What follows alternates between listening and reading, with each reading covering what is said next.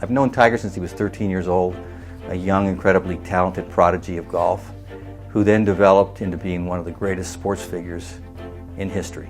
And when I think of Tiger in the U.S. Open, it's like you want to see Baryshnikov, you want to see Jordan. It's a chance to see a great figure.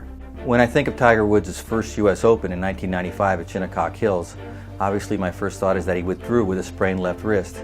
My second thought is that it reinforced his idea that weightlifting and training was going to become extremely important for his longevity. The first time Tiger contended in a U.S. Open was 1999 at Pinehurst, where he played erratically until the last round and really got it together with some late birdies. However, bogeyed the 17th hole, missing an 8-foot putt, ended up tying for third. So the next year, Tiger arrives at Pebble Beach and puts on one of the great performances of his career. He wins by 15 shots. He's 12 under par. The next closest golfer is 3 over par. He putted incredibly, 34 one-putts, no 3-putts. It was a bravura performance, as good as golf's ever seen.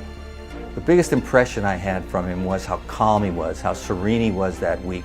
He had a perfect attitude, and that was Tiger at his best mentally, where he could forget and move on and stay in the moment better than any other golfer in the field. It was one of his great advantages.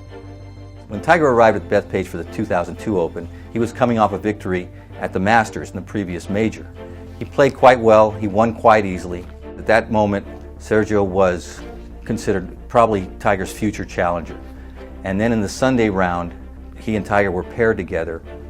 Tiger thoroughly dominated him, mentally and certainly with the skills on the course. And it seemed to me a turning point moment in terms of Tiger's relationship as a golfer with Sergio. 2006, Tiger's first major was the Masters, and he really wanted to win because his father was ailing and essentially dying. And Tiger didn't win. He finished tied for third. He was really disappointed. Earl passed away May 3rd. He took a lot of time off, and he kind of came to the U.S. Open at Winged Foot, not particularly prepared, but thinking that he could handle it. And it turned out that he realized his head was not really in it, and he ended up missing the cut. The one U.S. Open that stands out for me the most when it comes to Tiger Woods was 2008 at Torrey Pines. It was a miracle week because after the Masters, Tiger had his knee cleaned out for cartilage damage, and it was discovered that he had a completely torn ACL. When Tiger actually played his first round at Torrey Pines, it was the first 18-hole round he played without a cart since the Masters. Each night he had to get massaged by his therapist, Keith Clevin, to get the swelling out, and Steve Williams would get worried about him, his caddy, and say, Tiger, are you sure you can keep going? And Tiger would give him an epithet and say, Steve, we're going to win this tournament. God damn it, I'm going to win this tournament. But it became kind of a funny theme and a way of, sort of cathartically getting past all the pain.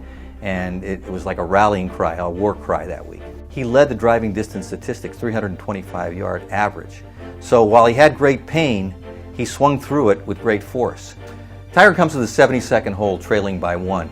He hits his drive left. He tries to come out with an iron, and he mishits it, hits it fat, and gets it over into the right rough about 100 yards from the green. He wants to hit a 54-degree wedge.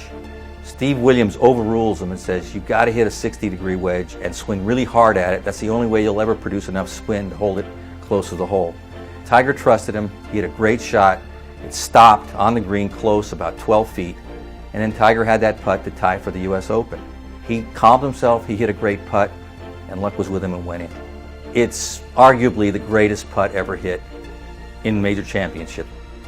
So Tiger goes on to defeat Rocco Mediate on the 19th hole of the playoff. It's his 14th major championship. So what we saw at Torrey Pines was the most miraculous major championship of Tiger Woods' career. But it was also, at least for the moment, the end of Tiger Woods' winning major championships.